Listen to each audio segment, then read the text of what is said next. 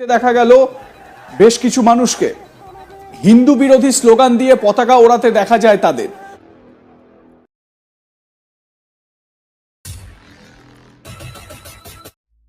নমস্কার, আমি কৃষ্ণপদ অধিকারী। আমার ছোট্ট একটা ইউটিউব চ্যানেল আছে, চ্যানেলের নাম don't care, Facebook page Krishna Krishna. আজকে আমি একটা বিষয় নিয়ে, ধর্ম যার উৎসব সবার, এটা ঠিক, সেই বিষয়টা নিয়ে আপনাদের সঙ্গে আলোচনা করতে এসেছি।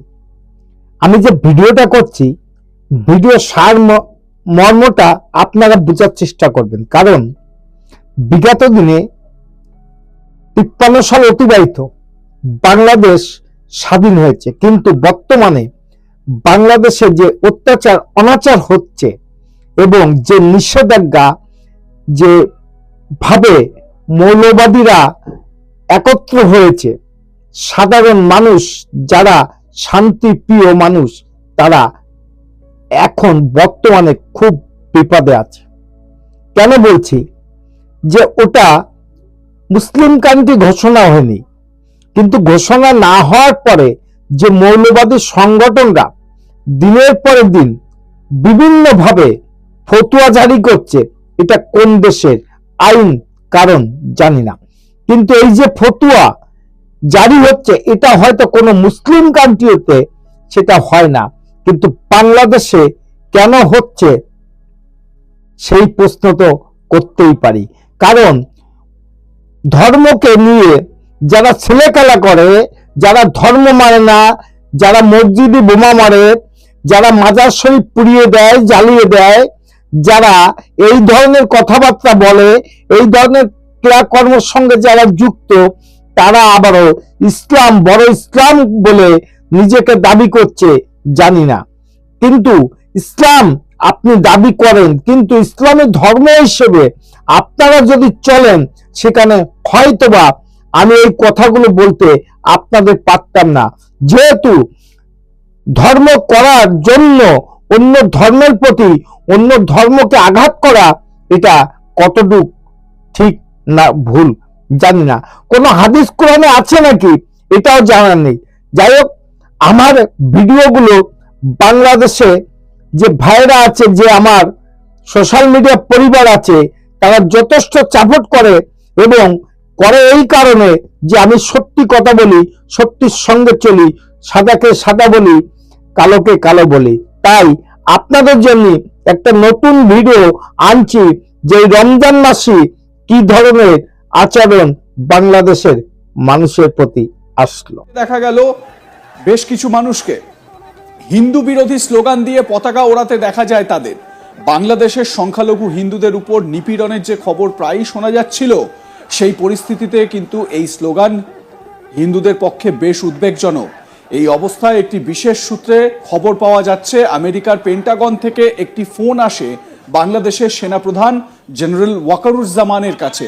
তাকে নাকি পরিষ্কার জানিয়ে দেওয়া হয়, বাংলাদেশের বর্তমান পরিস্থিতি সামলাতে তিনি ব্যর্থ হন, তাহলে রাষ্ট্রপুঞ্জের সামরিক বাহিনী পাঠানো হবে বাংলাদেশে। কারণ এশিয়া ও দক্ষিণ পূর্ব এশিয়ায় আরেকটি সিরিয়ার মতো পরিস্থিতি তৈরি হোক, এটা কেউই চায় না।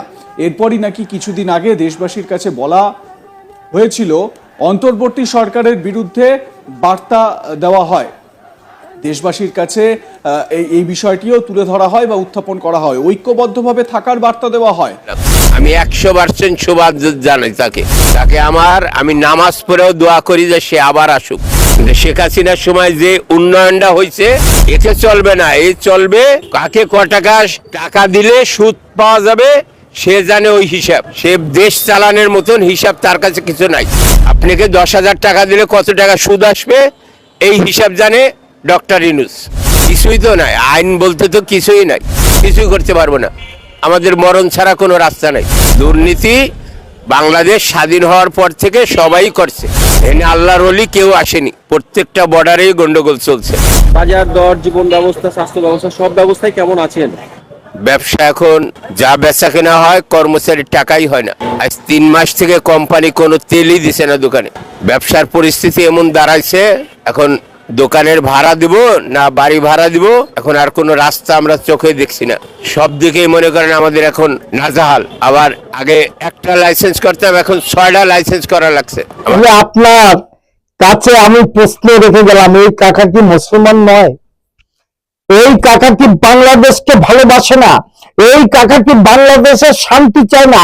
এই কাকা কি মিথ্যা কথা বলছে? এই কাকা যেটা সত্য কথা, যেটা বাস্তব, সেটা তুলে ধরেছে। মুসলমান কাকা এবং মুসলিম যাকে বলে তারই নাম এই কাকা। কারণ আমরা জানি মুসলমানের মধ্যে দুটো ভাগ আছে, শিয়া আর সুন্নি। অতএব এই দুটো ভাগের মধ্যে যারা ইসলাম ধর্মে আমার এই ভিডিওটা দেখবেন এবং দেখছেন, তাদের পরিষ্কার হয়ে গেল আমার এই কাকা শুনে। কাকার কথা, আগে একটা লাইসেন্স করা লাগতো, এখন 6টা লাইসেন্স করা লাগছে। মাল কামানোর ধান্দায় চলছে ইউনূস সরকার। ভিডিওটা কেমন লেগেছে? আপনাদের যদি ভালো লাগে লাইক, শেয়ার, কমেন্ট করবেন এবং আগামী দিনে একটু আশীর্বাদ করবেন যাতে আপনাদের মাধ্যমে থাকতে পারি। নমস্কার, টাটা। Madam, when sorry.